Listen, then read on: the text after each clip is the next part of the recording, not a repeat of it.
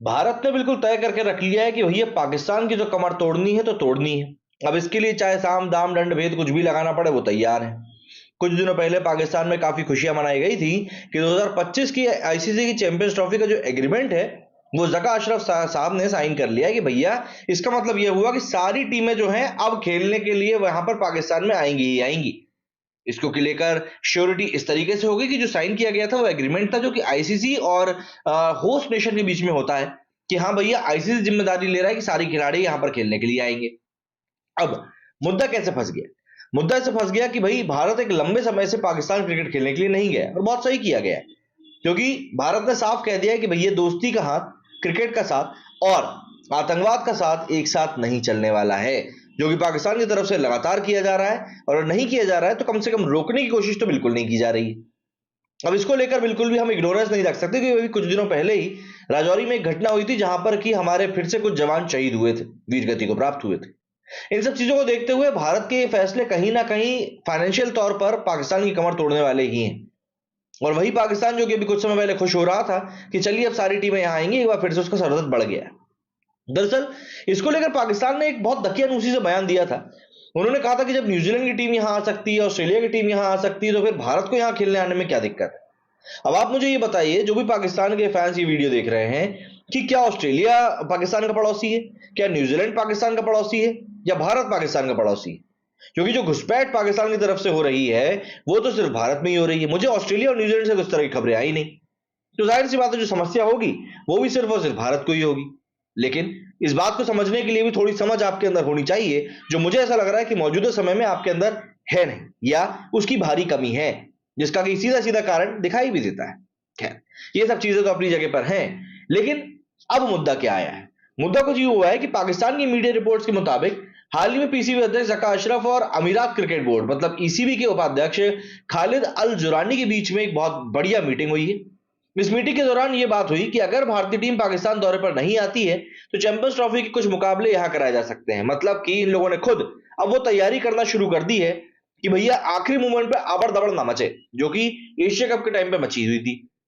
आगे लिखा है कि मीडिया रिपोर्ट्स की माने तो अशरफ और खालिद के बीच मीटिंग में स्पेशली चैंपियंस ट्रॉफी का उल्लेख नहीं किया गया, लेकिन इस बात पर जरूर चर्चा हुई कि पाकिस्तान की मेजबानी वाले कुछ क्रिकेट टूर्नामेंट्स में यूएई का जो सहयोग है वो बिल्कुल लगेगा।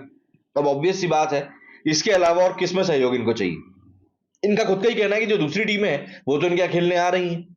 अगर भारत नहीं आती तो उसकी तैयारी तो इनको करके रखनी पड़ेगी। वहीं क्रिकेट पाकिस्तान .com के सोर्सेज ने बताया कि यदि भारत अपनी टीम को पाकिस्तान दौरे पर नहीं भेजता है तो उस कंडीशन में आईसीसी को ही एक्स्ट्रा खर्चा उठाना पड़ेगा। चैंपियंस ट्रॉफी के कुछ मुकाबलों को अब भी यूएई में कराए जाने की चर्चा जोरों पर है, हालांकि ये मौजूदा कंडीशन पर निर्भर करेगा। पीसीबी ने खास तौर पर सुरक्षा मुद्दों पर एक कड़ा रुख अपनाते हुए इस बात पर जोर दिया कि यदि कोई भी टीम पाकिस्तान दौरे पर आने से इनकार करती है तो फिर आईसीसी को निष्पक्ष होकर फैसला करना पड़ेगा। इंटरनेशनल संस्था को एक तरफा फैसला लेने से बचना होगा। हालांकि आईसीसी ने इस बात को मान लिया है। अब देखिए, चैंपियंस ट्रॉफी अभी काफी दूर है, 2025 में होने वाली है, उससे पहले 2024 में टी20 का वर्ल्ड कप भी होना है। लेकिन समझने वाली बात यह है कि जितने भी जानकार लोग हैं कहीं ना कहीं वे सभी इस चीज को जानते हैं कि इंडिया जो है वो पाकिस्तान खेलने जाएगा नहीं। और कहीं ना कहीं पाकिस्तान के वे जो लीडर्स बैठे हुए हैं, जो मतलब अधिकारी पोस्ट पर हैं पीसीबी में या उनके अधिकारियों में, वो सब भी कहीं ना कहीं जानते हैं कि यार शायद इंडिया पाकिस्तान नहीं आएगा। तो इसीलिए देखिए तैयारी तो करनी पड़ेगी, क्योंकि हमने देखा था जब एशिया कप हुआ था तब एशिया कप के काफी सारे मुकाबले इन लोगों को मतलब श्रीलंका में कराने पड़े थे हाइब्रिड मॉडल के तहत।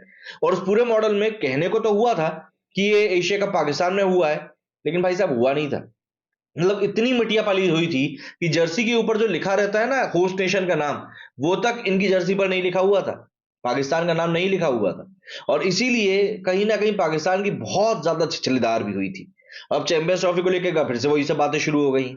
और देखिए पाकिस्तान जो लगातार ये बात कहता है कि भाई आप लोग हमारे यहाँ खेलने आइए खेलने आइए।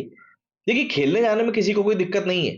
दिक्कत किस बात से है आपको वो समझनी पड़ेगी। दिक्कत इस बात से है कि यदि भारत वहां खेलने आता है तो आपका तो रेवेन्यू जनरेट होगा, लेकिन आप जो गोलियों में रेवेन्यू खर्च कर रहे हो जो भारत पे हमला करने के लिए लगती हैं, उसका क्या? आप उस दरवाजे को बंद करोगे तो आपके लिए ये दरवाजा खुल जाएगा। अगर आपको अपनी इकोनॉमी को स्ट्रांग करना है तो आपको अपने पड़ोसियों के साथ तो अच्छे संबंध बना के रखने ही पड़ेंगे। भाई सीधी सी बात है। पाकिस्तान के केस में भारत को इसलिए फायदा मिल जाता है क्योंकि सबको पता है कि भारत पूरी दुनिया के साथ अच्छे रिलेशन रख रहा है, तो पाकिस्तान के साथ तो क्या दिक्कत होगी। इसीलिए लोग पाकिस्तान को ही गलत बताते हैं। और फिर हमास जैसी टेररिस्ट ऑर्गेनाइजेशन जो कि दुनिया भर में कहर मचाती रहती हैं, वो तक पाकिस्तान से ही मदद मांगती हैं। तो ये तो खुले तौर पर एक्सपोज हो रहे हैं। हालांकि ये लोग हमास की मदद करने के लिए गए नहीं है।